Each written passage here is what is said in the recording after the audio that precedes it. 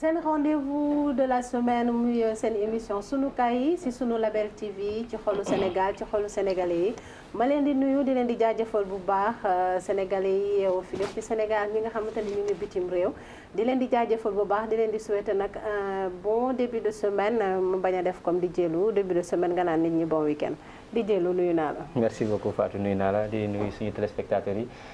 ñuy seetaan suñu kaay yi seetaan émission bi du lundi au vendredi di leen jaajëfal bu baax a baax di kontaan ci ñoom comme li ñu ko daan defee rek du lundi au vendredi 10h 11h seen émission bi ngeen tànn seen émission bi ngeen bëgg seen xol sénégalais yi di leen remercier bu baax a baax. sunu kaay yow kaa nga ci boppam chaque jour ma wax la ko donc di ci ànd tey ak ki nga xamante ne ñoom ñooy suñuy invité muy Dave Noble moom nee na noble la. ci mim réew am na ci droit de ah d'accord di sérigraphe ak ki nga xamante ne moom mooy Madialo di présidente commission environnement ci commune de Dalifort bi Dave Noble tey ñuy waxtaane li nga xamante ne moom mooy ci tabaski bi set si biir set si biti ma bàyyi la nga nuyoo ba pare balaa ñuy xuus waaw mooy yoon di nuyu bépp sénégalais di nuyu ñëpp ñuy seetaan seen kaay lu ñëw ñu waxtaan comme débat bi ñu indi nii pour ñu waxtaan ci environnement lu période tabaski bi ak après tabaski bi muy doon loo xam ne tey am na solo trop si ñu waxtaanee ko parce que tey suñu xoolee fu ñu jëm suñu Sénégal pour ñu jeunes surtout jeunes yi ñu defar ko mooy gën a mën a yomb que tey ñu mën a nekk kenn ku si ne di toog sa côté di kaas ñu xool lu ñu koy waxtaanee di xanaa di bàyyi rek ñu tàmbali ci débat bi ñu mën a waxtaan kenn ku ci ne ak ku nekk sa xel ñu jàllante ko waa yow moom yaa ngi ci biir kaay moom nuyoo laa ko wax moom dugg na déjà ci biir kaay man daal def ni jaaxal na ma def noobu ñuy tàmbali émission bi di massawu famille yu madame Eugénie Rokhaya Aw di ancienne directrice du CESTI donc di ko jaale waa famille am di ko jaale le monde de la presse di ko ñaanal fu mu jëm yàlla na ko gënal fu mu jógee ñu ñëw ci li nga xamante ne moom mooy kaa bi tey mooy maanaam tabaski bi set si biir set ci biti ren semaine bi nag thème de la semaine lañ koy def parce que waaw li wër tabaski bi ci boppam moo bëri mais tey dañuy jël li nga xamante ne mooy laal environnement muy cet gi sa genre yi dañuy setal seen kër yi tilimal ci biti lu waral loolu Dave d'accord nga si wala yow nan ngay def sax déjà yow ah non man moom comme su ma jëlee exemple si man ndax am na fu ngay toll si biir kër ak surtout si quartier bi nga ne mun naa ne di nga setal sa biir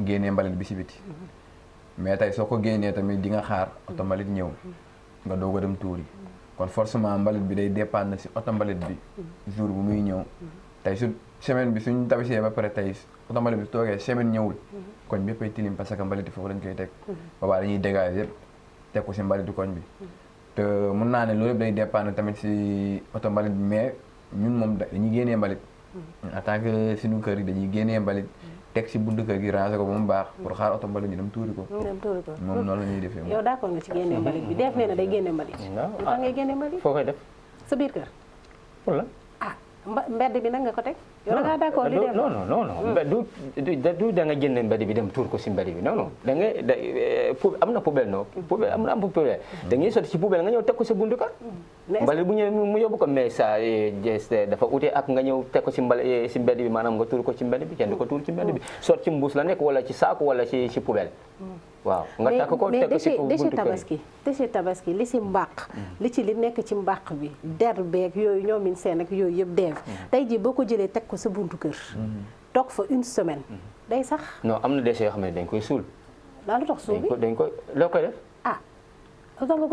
ay yi ngi génne si biir ci biir lu mu tudd sax xar yi waaw yooyu da nga koy yow ku la jox permission nga gas yow bay suul sama kër laay gas suul ko sa biir kër waaw sa biir kër am nañu koy gas seen biir kër bu dee sa biir kër moom am nañu koy gas seen biir kër mais lan mooy problème mu sa buntu kër nga gas waaw sa buntu kër waaw ku la jox permission nga gas sa buntu kër du permission c'est quelque chose boo xam ne dañ ko tàmm suñu gasul suñu buntu kër fu ñuy gas problème bi mooy amu leen fu ngeen ko def fu ñu ko def mooy da ngay gas reyee fa lu ñu lislaam digal mooy da ngay gas rey ba pare suñu gasee rey ba pare tey biir loolu ñu génnee si xar bi yëpp mënoo ko dem sànni si rigole yi c'est impossible da ngay gas rigole wax de c'est impossible non si biir rigole moom kenn du fa sànni rigole moom pour ndox la kon jeex na kon moo tax dañuy gas kon yow da ngay sànni si biir rigole yi non am na ñu koy def am na ñu koy def am na ñu koy def tey am ñoom ne mënuñu gas tey soo xoolee am na yenn ko ñoom te amuñu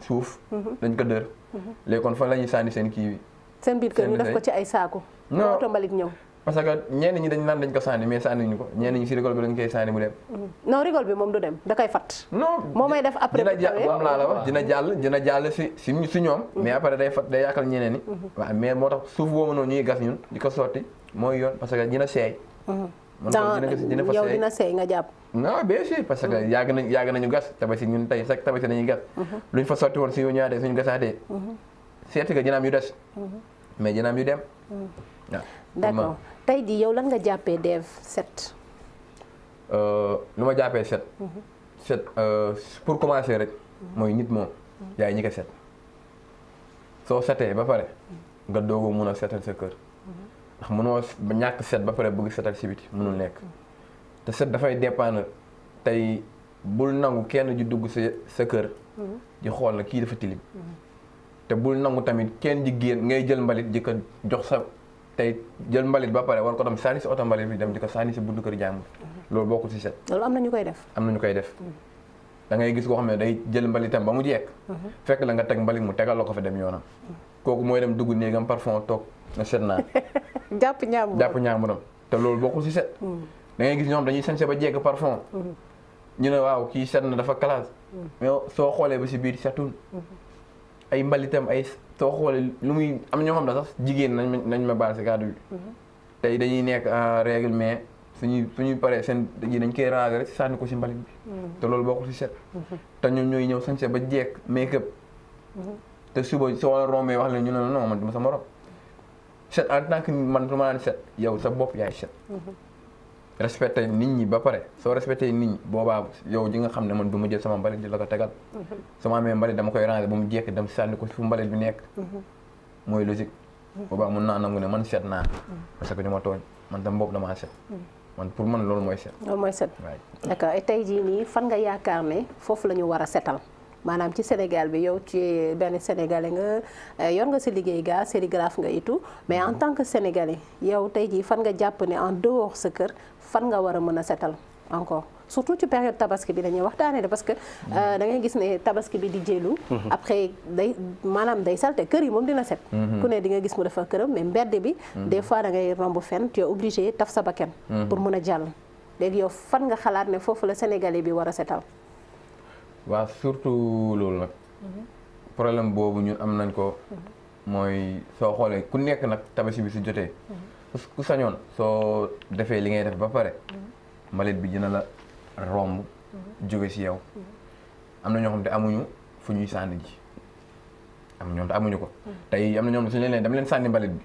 suñu gisul oto mbalit amul fu ñu koy sànni wala soit da ngay gis ñu obligé dem teg ko si bopp koñ bàyyi ko fa pour lan oto mbalit bi su ñëwee oto mbalit bi su ñëwul xet bi dafay des des fois da ngay gis mbalit yu sax dafay des parce que amuñu solution ñàkk solution boobu nag man mun naa ne dina dépendre tamit si état bi ek wala si mairie bi mu jàppale tuuti ñu fa nekk si dëkkuwaay bi pour ñu mun a am fu ñuy teg seen mbalit bi ba tey oto mbalit bi su nee taj mbalit yëpp lay yóbbaale pour man loolu suñ ko amee lu bëri dina wàññeeku si événement yi yuñ jëm nii mooy tabaski bi ndax koñ ñi dafay day salte ñu wante dëgg koñ ñi day salte da ngay romb ay pax am na ñoom ne sax jour tabaski dañuy sañse ba jekk di dox dugg si pax loolu doy na waar waaw loolu mënoo si dara sañse ba fa lay yem sañse bi foofu lay yem da ngay dem dellu découragé nga dem si meeku te kooku xëy na tey ko woon gas bu muy gas yow mi itam ji dem gisoo ko woon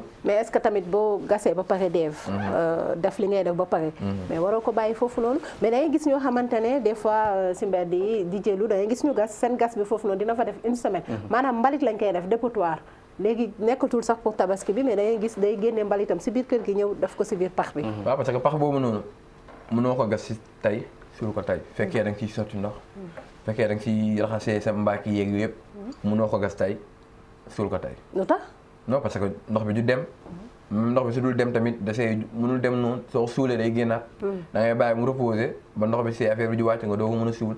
léegi nag risque yooyu noonu tey moo tax maanaam suñu amee c'est-à-dire suñu amoon fu ñuy dem déposer suñu mbalit yi loolu dina gën ci askan bi bu baax. et aussi tamit ñun tamit ñooy respecté suñu bopp même su fa amoon tamit di nga gis ñoo xam ne dañ koy dem teg ko feneen. mooy sénégalais moom soo gisee ñu tegal na fii mbali da ngay gis ko xam ne day lekk ba pare mu romb poubelle du ko sànni day kay sànni si mbali bi dem yoonam. kon ñun suñu bopp ñoo war a gën a mën a changer pour gars yi mun ñu jàppale ndax tey sooy kaas dara day fekk ne yow pare nga pour def ko. waaw mooy damay kaas fu ñu tegee mbalit ñu tegal loxo fa yow mënoo fa dem sànni mbalit nga koy sànni si mbedd bi amul sens. donc loolu amul benn sens. donc luy logique mooy yow sa bopp yow mi li ngay kaas day fekk yow bëgg nga ko pour pare pour jëfee ko. mooy chaque jour ñu ngi naan dëkk bi daa sell dëkk bi daa sell et pourtant yaa ngi gis état mi ngi def nànk di jéem a indi ay mbalit lu nekk. oto mbalit yaa ngi gën a bëri.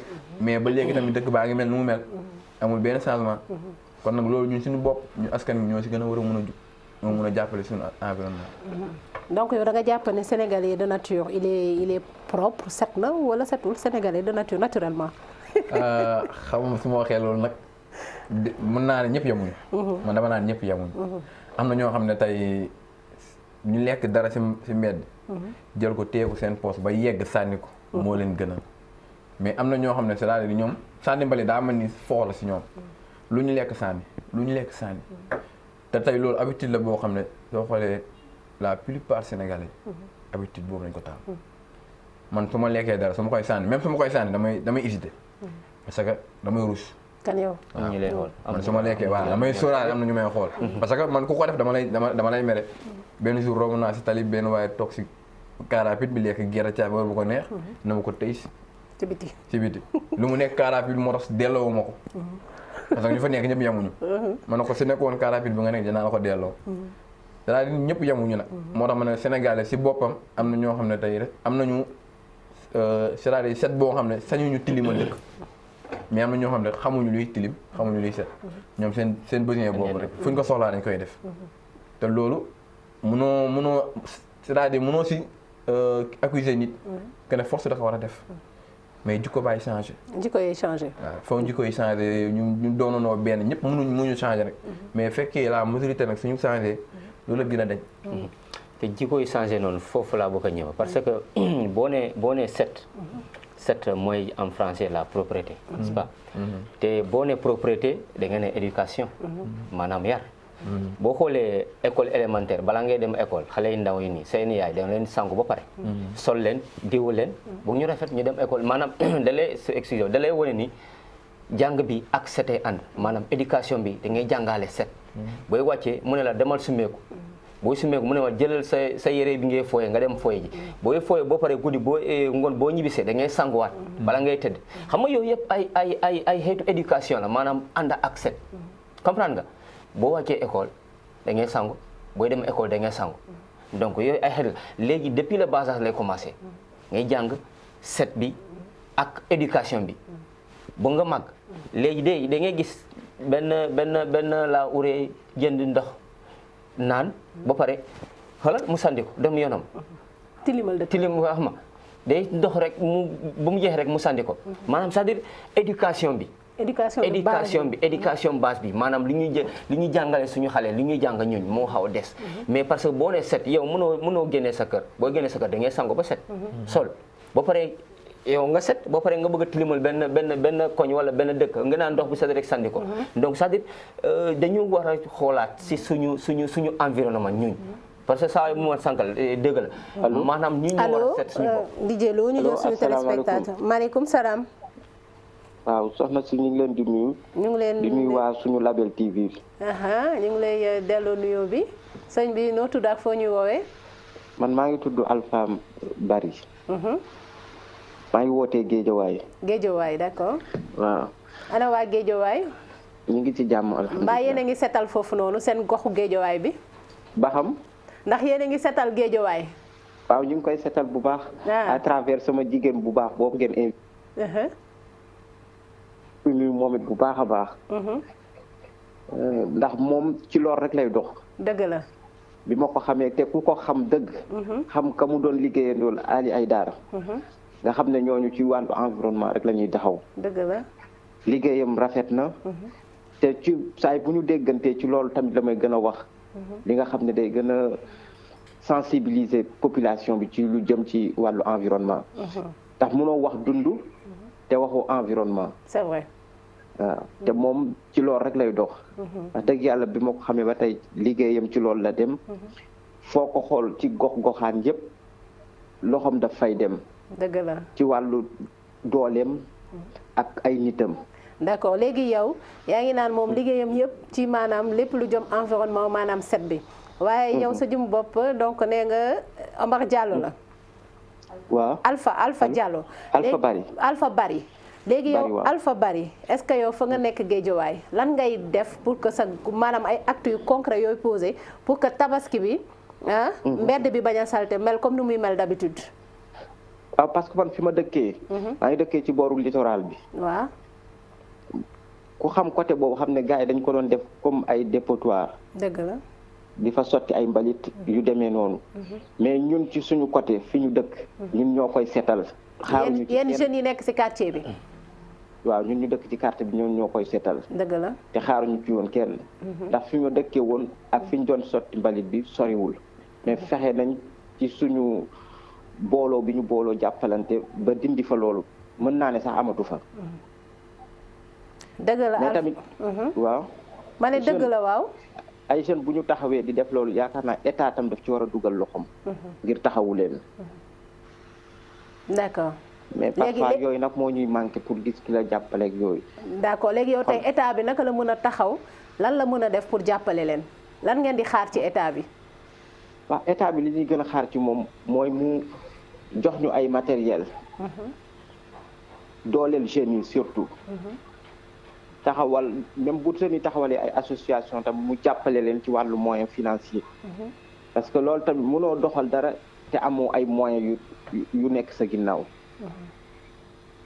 d'accord loo bëgg a doxal tey ci jamono bii ñu nekk foog nga génne tuuti pour mën a def li nga bëgg a def yëpp. pour mën a atteindre sa objectif. waaw kay pour mën a atteindre objectif yëpp. de nu mu tudd Alpha Bari man dinaa ñëw après tabaski géejawaay xool ndax li nga wax def ngeen ko maanaam setal ngeen seen géejawaay bi après tabaski bi parce que normalement après tabaski zéro déchet moo war a nekk ci mbedd bi waruñu gis benn mbaq waruñu gis der waruñu gis béjjënu xar buy traîner ci mbedd bi wala mbalit boo xamante ne rek boo rombee da ngay fatt sa bakkan. Inch'Allah kon dinaa wàcc géejawaay xool naka ngeen doxalee seen après tabaski. dinañ la xaar Inch'Allah. d'accord merci beaucoup donc mu doon Alpha Bari doon du ñu doon woowee géejawaay. tamit ziar naa la. ñu ngi delloo ziar bu baax. ok jërëjëf. ok jërëjëf nga nuyul ñu waa géejawaay yëpp. di jëlu. oui alors fu may daanale mooy tabaski bi waa presque jot na ba pare. alors déchets yi ngay wax ni c'est-à-dire je lance le message au l'État maanaam oto mbalit yi na teel a ñëw parce que ku jël sa déchet de sa buntu kër nga koy teg soit sac wala si poubelle donc bu yàggee loolu xam nga yow def nga sa wareef jëy balee nga lépp sa kër ba mu set indi nga teg ko sa buntu kër te du si tali bi nga ko teg sa buntu kër nga ko teg fi nga ko teg benn espace nga ko teg foofu noonu xaaral oto mbalit ñëw oto mbalit bu ñëwul nag bu fa yàggee nag si bu nga jël doomu taal nee nañ doomu taal boo ko defee si mbalit bi day tax day atténuer xet bi day atténuer aussi du am nu mu tuddati ay sax waaw mais léegi tamit bàyyi leen mbalit yi man xëy na yow xam nga loolu man xam naa mais ñi fukki sama fukki léegi nag ñu wàññi ñoo ngi fi pour wax leen ko nañ jël doomu taal yi sotti si biir mbalit bi waaw léegi def nag yow tey yaa ngi ci biir kaay comme ni ma leen ko waxee yéen a ngi seen émission sunu kaay lundi ba vendredi 10h ba 11h en direct ci seen chaîne sunu Label TV ci xolu Sénégal mooy maanaam télé sénégalais yi seen biir xol lañ ko def sunu kaay yi tamit moo téye bës bi def na bu nangu wax nangu naa loolu. kon baax na bu baax. ñu dalal donc suñu invité bi di Madiallo présidente de la commission environnement de la commune de Dalifort Madiallo nuyu naa la. fay naa la Fatou. maa ngi lay ziar bu baax a baax. mu bàyyi la nga nuyoog ñu ñuy seetaan. di nuyu téléspectateur suñu Label TV yëpp. di rafetlu vraiment émission bi. macha allah. merci beaucoup muy Madiallo. ñu jël appel bi ñëwaat encore ci plateau bi allo. allo oui. salaamaaleykum. maaleykum salaam wa rahmatulah. waaw sëñ bi foo ñuy woowee ak noo tudd. maa ngi tudd Moussa Gueye. waaw. à l'état civil. nekk président commission. éducation. et formation professionnelle. ci mairie bu Dalifort. mairie bu Dalifort d'accord monsieur Gueye. yaa ngi seen émission sunu kaay yi. tey ñuy waxtaanee li nga xamante ne moom mooy tabaski ak environnement maanaam set si biir set si biti loo ci wax. waaw déjà d'abord maa ngi en tout cas féliciter la présidente Madien Diallo. madame Souaré. parce que li wàllu environnement. suñu mandat bu njëkk bi man maa nekkoon vice président. ñu amoon ci ay projet di ci dox yàlla dogal tamit tey mu nekk ko. donc comme ni nga ko waxee ci set si biti tey nekkul ne damay porter la voix du maire pour di ko défendre. mais tey askanu Dalifort ci boppam. war nañu mën a aussi tamit dimbali la commune. ci ndaxte disposition yi mi ngi fa pour Dalifort set. yaa ngi may dégg soxna si. waaw maa ngi lay dégg ñu ngi lay déglu bu baax. waaw ma ne disposition yi actuellement. mi ngi fa pour Dalifort am 0 déchet. ndaxte UCG macha allah ñu ngi fay intervenir. am na aussi un autre projet. bi nga xam ne sax man maa ngi ciy liggéey muy FERA. ñu ngi fay intervenir. mais tamit comme ni nga ko waxee am na ki nga xam ne moom bëggut a dem tamit du neex a jàppale. xëy na wax ji du neex. mais tey population yi seen bopp. ñoom tamit ñoo war a dimbali ñun. ñi nga xam ne ñoo ñu dénk pour ñu liggéey. ñu jàppale ñu si gàttal daal ñoo war a aider. pour ñu mën leen aider. maanaam daal set bi si ñun population bi parce que ñun ñëpp ci biir lañ nekk ñun population bi ñun ñoo war a njëkk a cultiver loolu si ñun après nag bu ko defee collectivité territoriale yi ñëw fekk suñu dooleel ñu. waaw effectivement parce que tey ci gàttal ay dans le cadre de l' assainissement soo demee Dalifort. waaw macha allah am nañ assainissement eau pluviale am nañ usée. yaa ngi dégg. waaw. population si yéen ñu utiliser. canalisation yi nga xam ne pour eau pluviale la. di ci tuur seen i ndoxu mbalit. loolu monsieur le maire wax dëgg yàlla munul dem taxaw si buntu kër gu nekk wala buntu kër gu nekk mu teg fa agent. pour ne ko doo fa tuur.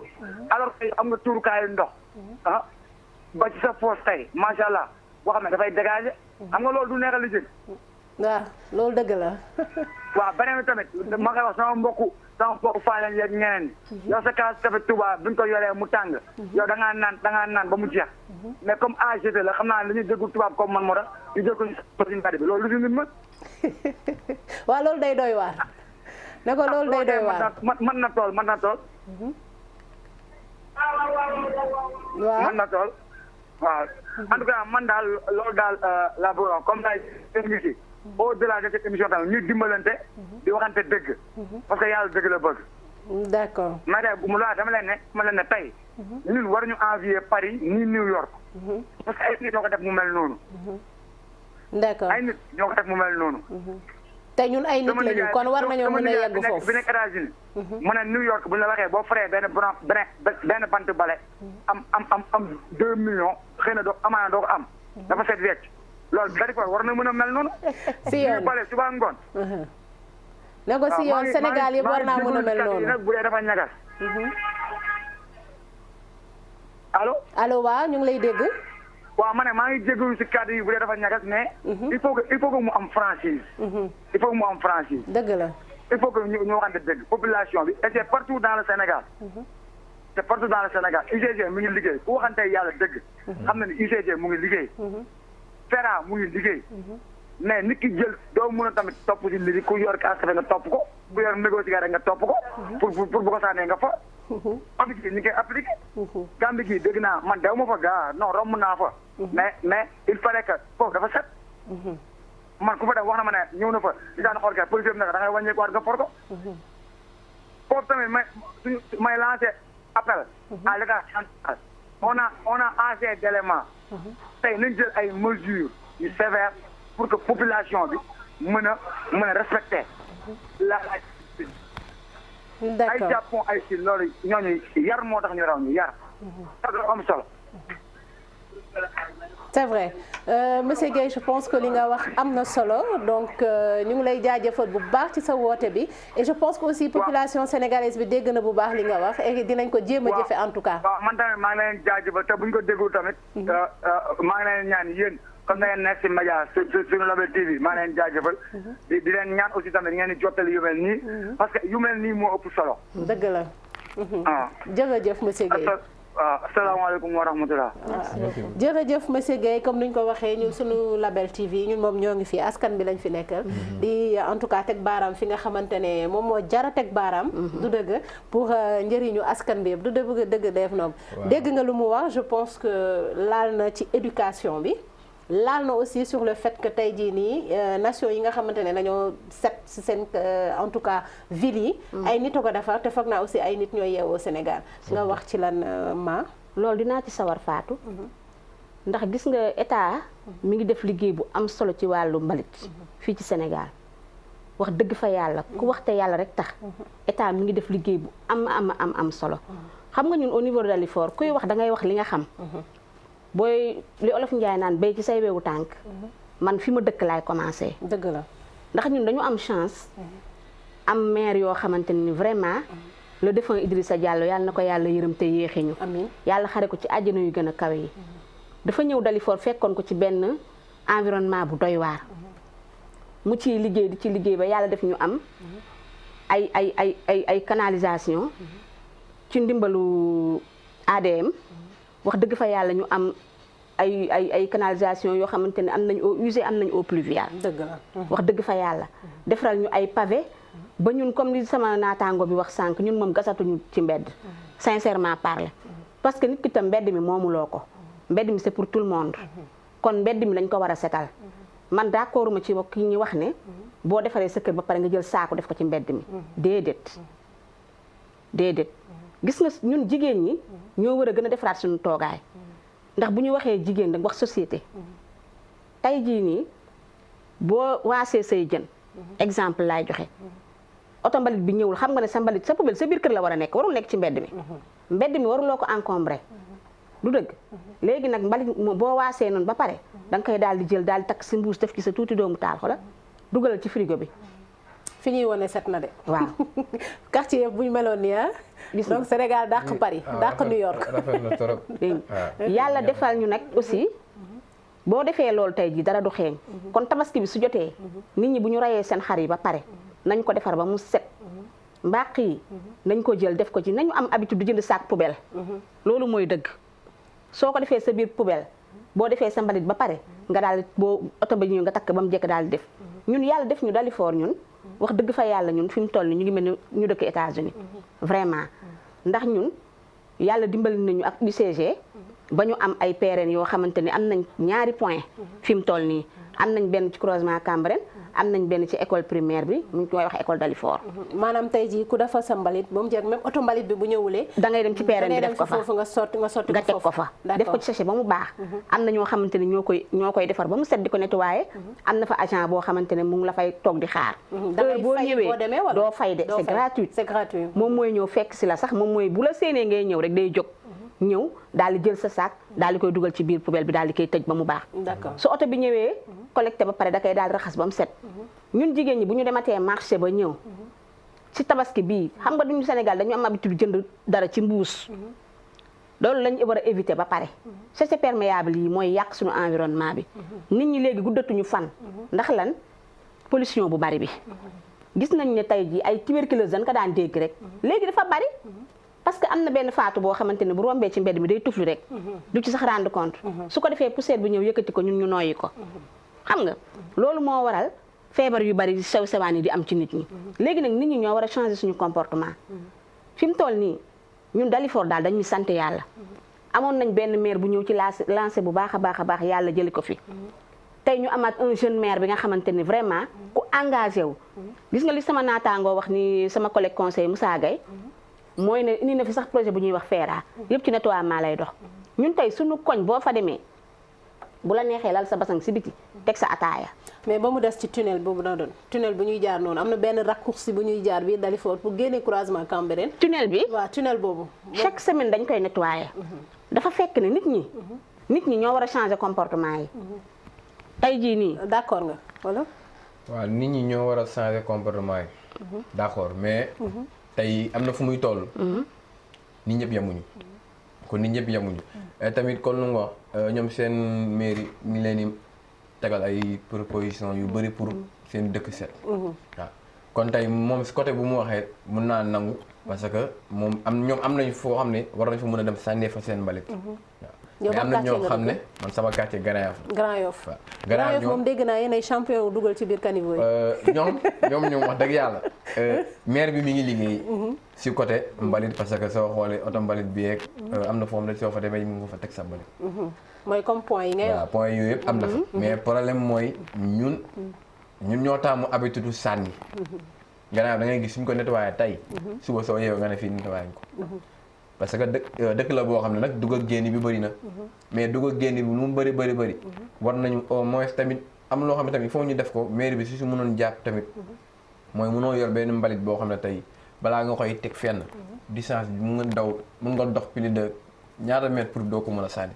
te loolu yoon c'est-à-dire y a des dispositions yoo xam ne war nañ ko mën a teg même pas 1 mètre war nga mën a dox am foo xam ne war na nga ko mën a sànni sa mbalit. maanaam mu gën a proche de la population. waaw tey mënoo tey nag ñi nga dëkk fii. nga war a dem tuuti mbalit nga war a dox distance boo xam ne tey da ngay tayal doo ko mën a dem sànni. mais soo amee benn foo xam ne war jege na foo xam ne da lay leer na soo doxee doo dox sax lu bëri nga teg fa sa mbalit. après nga mën a noppali soo xoolee am na benn jamono. parce que des fois distance bi day dissuader gars yi boo xalaatee distance bi nga war a dox surtout bu dee yoroo oto. te des fois tabaski bi charrette yi ñoom tamit ñu fiy toog dañu ciy profité. waaw charrette boo arrêté foo ko waroon fay 1000 francs moom dalay fayeeku carrément le quadruple wala x5 loolu noonu tamit kon da lay découragé. charrette yi nag foofu nag charrette yi ñoo gën a yàq liggéey bi nag. gis nga UCG mi ngi def liggéey bu am solo. mais charrette yi ñoo koy yàq. dañuy gis koo xamante ne day yar xar këram du dajale mbalitam yóbbu ko ci oto mbalit bi ndax ñun boog chaque jour que jëfee oto mbalit bi day ñëw dina ñëw 2 fois may nuyuwaale au passage ki nga xamante ne moom la fa UCG andi jox ñu ko wax dëgg fa yàlla mu nekk un jeune boo xamante ne nii dafa engagé wu heure bu nekk mu ngi sur le terrain fépp ruqurqaat boo jaar bu amee mbalit rek dina ñëw woo oto bi ñëw collecté ko moom laa wax nii moom laa la bëggoon wax parce que ñun Grand Yoff am na benn jamono joo xam ne c'est-à-dire kon boo dugg yaa ngi fa doon fekk ay bidon yoo xam ne dañ ko wékkoon si ay poto lampe pour ay mbalit mais problème bi mooy soo fa sottee mbalit ba mu fees kan moo koy dem tuuri problème boobu la ñu amoon mooy ñu ñëpp dañ ko doon def mooy koñ boo gisoon yaa ngi doon gis am nañu poubelle yu ndaw yoo xam ne da ngay romb café yi da nga ko fa doon sotti mais tamit su feesee ñu fi dëkk sax dañuy teyal dem tuuri ko kon amul chance. kon ñun la Sénégalais. kon ñun la suñu biir ñun la suñu biir c'est que bëgg nañ développer mais dañoo tayal. dañoo tayal doy na waa set moom xam naa ne àndul ak tayal moom. déedéet àndul ak tayal. d'accord léegi dañuy delluwaat toujours dem seeti ki nga xamante ne foog naa fii oto mbalit yi la de fii du dépôt kii bi. nu mu tuddati mbëbës ba foofu ngay gisee lépp nag. fii la lépp di xewee fii la lépp di xewee d'accord ci kaw loolu ñu dellu toujours seeti ki nga xamante ne ànd ak Cheikh Lo mu wéyalaat ñu set ci biir set parce que set nag dafa am solo ci période tabaski bi foog ñëpp set ku fi setul ma kaala fii ci plateau bi xaar leen rek. yéen a ngi toujours en direct seen plateau sunukaay yi tey ñu ñuy waxtaanee li nga xamante ne mooy tabaski ñu jël ko thème de la semaine moom ak dem màkk yi tey nag ñu jël li nga xamante ne mooy environnement parce que dafa important ci dundu nit quand même ñuy wax ne set ci biir set ci biti ndax sénégalais yi mën nañ ko wala mënuñu ko lan la ñuy xaar ci état bi tamit pour mën ko def Ma Diallo yow mii di présidente commission environnement bu Dalifort waaw lan nga seetlu ci comportement ñi dëkk Dalifort. man daal gis naa ne fi mu toll nii comportement yi mi ngi bëgg a changer. parce que tag wax dëgg fa yàlla maire bi mi ngi def effort. mi ngi def effort bu baree bari surtout ci wàllu mbalit. xanaa li des mooy ñu sensibiliser nit ñi surtout suñu mbokku jigéen ñi. bu ñu rayee xar ba pare. bu ñu dindee déchets yi. ngal la bu ñu ko suul. gis nga li ngay suul noonu. ma profité ci occasion bi man mi nga xam ne man maay togg sama mbuusu poobar yeeg sama mbuusu laaj ma daal di koy tekki yëpp daal di profité def ko ci pax mi mën na fa nekk 200 ans te du seey mbuus mi kon loolu déjà moom mooy yàq suñu environnement loolu moom mooy gàttal suñu fan loolu day gàttal fan mais loolu yëpp ñàkk xam la wala ñàkk ñu sensibiliser la wala habitude la. loolu def nañ ko habitude ba pare. ndax gis nañ léegi képp koo xamante ne sax gasoo sa buntu kër sax dañu naan est-ce que Fatou am na xar yow ci tabaski bi. ñun ay Sénégalais lañ ñun noonu la ñuy def. noonu la ñuy doxee dañ naan est-ce que Fatou tey am na xar ci tabaski bi. maanaam pax parce que gisul pax bi dafa bokk ci communication bi maanaam. pax bi dama koy tiitaroo man dama naan tax pax bi ak ut bant teg ko si buntu bi daal ci takk sama xar bu ko defee ñu ñëw ne maa de am na xar moom macha allah dem sax ñu doog a yërndu xool sama xar nan la toll xam nga li ma la wax yooyu la ñu war a changer comportement yooyu noonu ba pare ñu jéem a intégrer éducation à la base bi mooy ci école primaire yi ñu intégrer ci li nga xamante ni moom mooy wàllu set surtout ci élèves yi parce que tey jii bu li tax di c'est pas pour rien état Sénégal tabax ay école depuis suñu temps ñun xale ñun duñ juddoo ba tey booy jàngi école primaire amul benn école boo xam ne dafa am ñu jël téléspectateur wala bi en tout cas di ñu woo allo salaamaaleykum. maaleykum salaam na ngeen def. ñu ngi fi. Marème Diouf la. ça va c'est madame la maire Marème Diouf. dañu Poraay. madame la maire madame Diouf ñu ngi leen nuyu bu baax a baax di la jaajëfal. ñu ngi leen di fay bu baax a baax macha allah ci invitation bi ngeen invité suñu madame la maire. et présidente commission de l'environnement depuis 2014.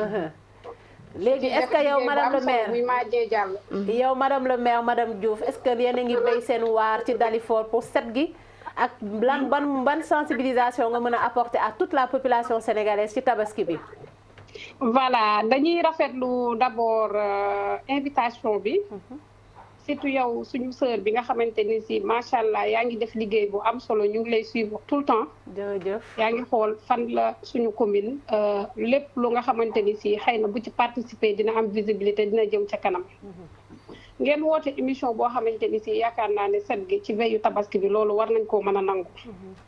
d'abord ñu ngi nuyu monsieur le maire bi nga xamante ni si tey ñoo bokk municipalité Dalifort.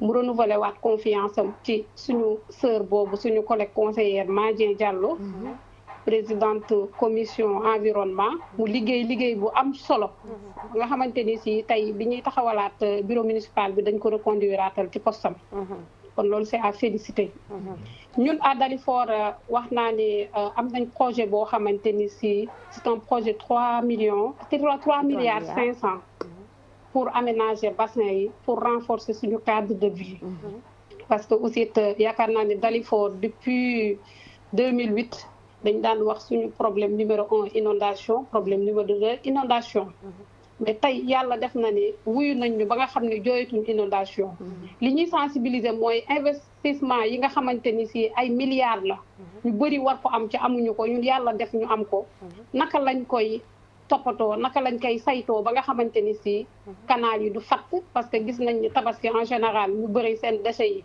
yi ñuy rey dañ koy defar ci canal yi te ñun dañoo am 2 projets mooy projet bi nga xamante ni si eau usée la ak eau pluviale fi nga xamante ni si ndoxu taw moo fa war a dem yaakaar naa ni boo fa defee ay déchets bu travaux yi naroon a am durée de vie 10 ans wala 20 ans mun na am 5 ans te li nga xamante ni si ñëpp ko bëgg a am yàlla def ñun ñu am ko kon war nañ ko ci saytu di wax ni salubrité moom yaakaar naa ni ci biir kër yi lañ ko war a gën a saytoo doog a génn ci mbedd bi parce que li nga xamante ni si tey boo ko fattee nit ñi ñooy sonn yow yaay sonn parce que curage bi du chaque moment lañ koy def xëy na mairie ñun suñu rôle mooy accélérer waa ONAS parce que ñoom ñoo war a def curage des bassins mais souvent problème yi ñuy am mooy après veillu fête yi nit ñi dañuy sonn ndox yi duñu dem eau pluviale du dem eau usée du am kon maa ngi lancé un appel ci population Dalifort bi nga xamante ni si fa lañ yàlla def na ni ñu bokk ci autorité yi te duñu jug chaque jour di leen ko wax di wax ni il est très important de rappeler que wax dëgg fa yàlla war nañoo mën a toppatoo li nga xamante ni si moom la ñu yàlla defal mooy canalisation yi parce que souvent ñun problème boobu la ñuy am après fête yi rek canal yëpp ñooy bouché ku nekk di oote par-ci par-là heureusement que souvent les agents yi nga xamante ni si ñoo yor service environnement dañuy wàcc avec le maire sur le terrain di saytu parce que tey jii wax dëgg fa yàlla yaakaar naa ni am ko ca xamoo ko li ko Olof Njaay di waxee ñàkk ko ca xam ko moo ko gën kon maa ngi woo sama population ñu xool daal li ñu am daal wax dëgg fa yàlla ñëpp ko bëgg a am amuñu ko. parce que ñun nag Sénégal mën nañ investir trop waaye xëy na toppatoo investissement yooyu foofu la suñu problème nekk. léegi Marème ñu lay laajte rek lan ngay ñaax population bi ci tabaski bi maanaam population bi sénégalaise yëpp nag laay wax lan mooy sa message à l'encontre de notre population ci tabaski bi.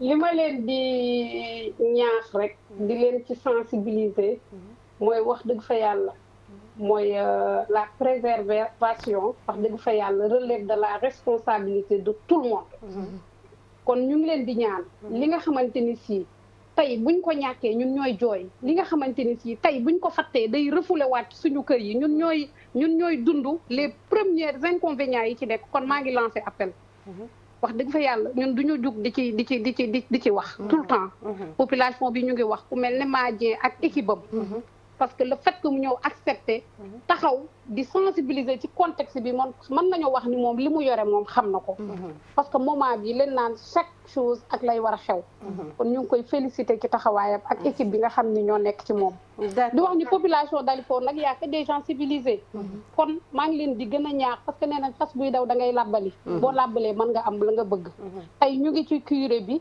ñu ngi ci nettoiement bassin yi ñu ngi ci fermeture bassin yi sous peu parce que Banque mondiale daf ñu accompagner kon daal yaakaar naa ni Dalifort dañ ko bëgg a hisser au rythme du développement durable ca loolu pour mu am il faut que population yi changer mentalité xam ne li nga xamante ni si dañ ko daan jooy daal ba yàlla def ñu am ko nañ ko téye buñ ko téewee suñu moomeel la ñu téye ñuy jël eaux usées yi di ko sotti ci biir égo yi nekk seen biir kër bu ko defee day dem directement géej eau yi nga canal yi nga xam ne moo nekk ci mbedd bi ngal la bu tabaski bi jotee buñ ca sotti deret buñ ca sotti ay biiru xar parce que day fatt kon daal loolu daal laay gën a lancé waat appel ca ñoom ña nga ca parce que équipe bi ñu ngi ciy taxaw ku mel ne Madien madame la maire mi ngi ciy def liggéey bu am solo monsieur le maire pareil duñu toog 15 jours pratiquement ca demuñu def visite sur le terrain parce que nag ñun ñoo taxaw ni ñu na kon daal ñun ñooy bàyyi faalu waa Dalifort di waa lancé appel waa Sénégal gi yëpp lu tax ma préciser fële parce que nag fa laa bokk.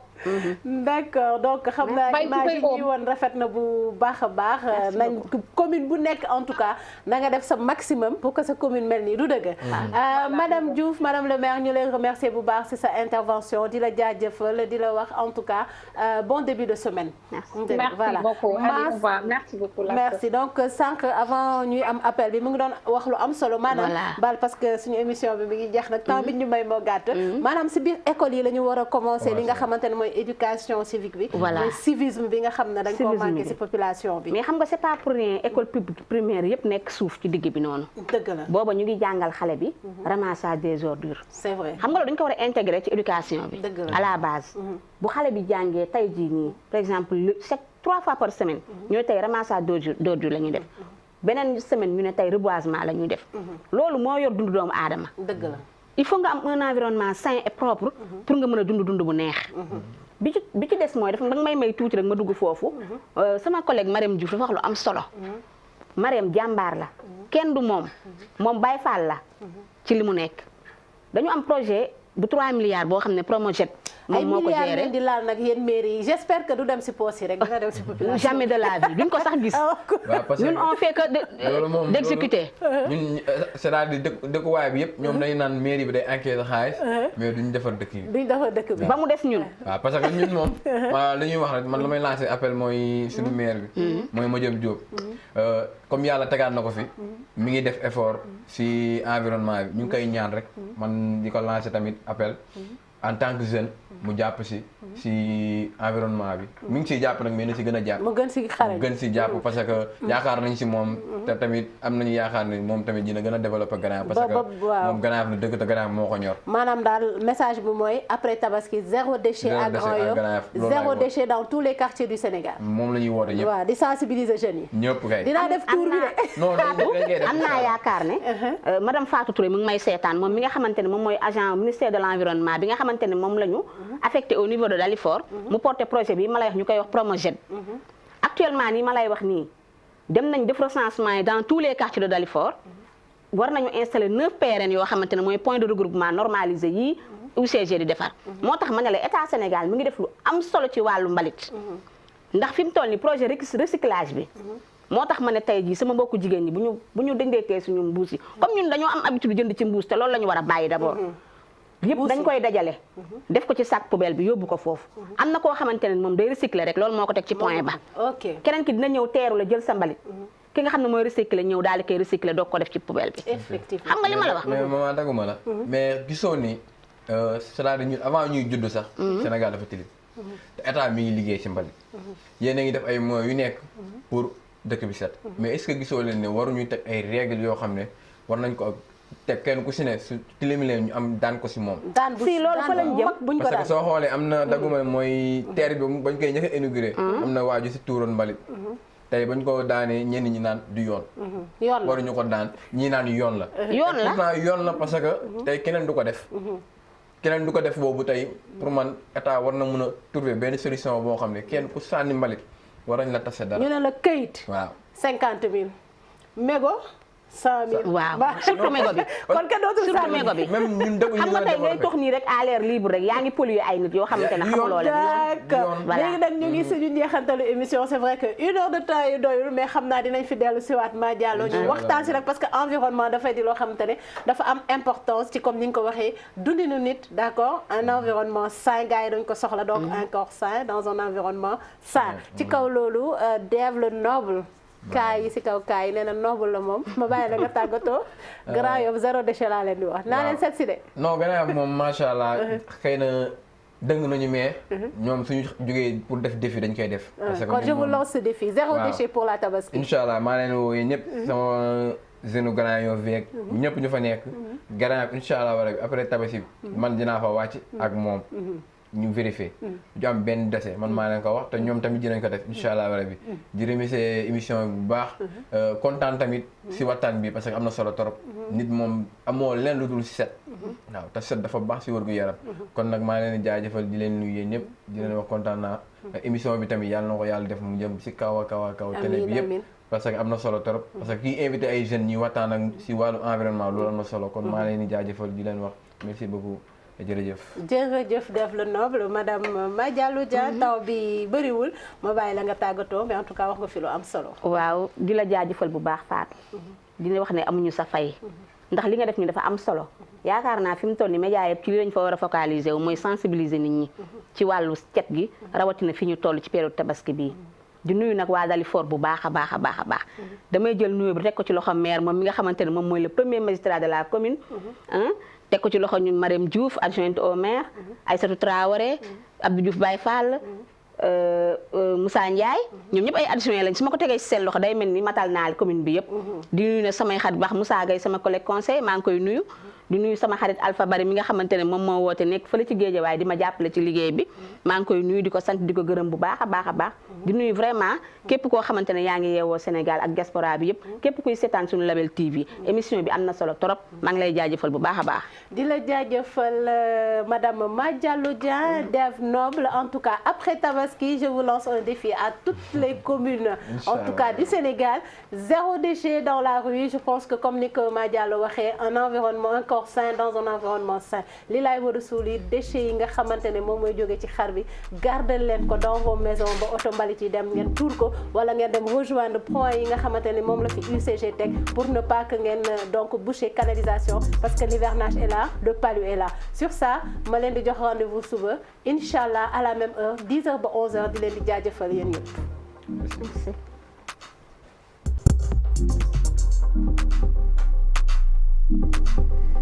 Merci beaucoup. Merci.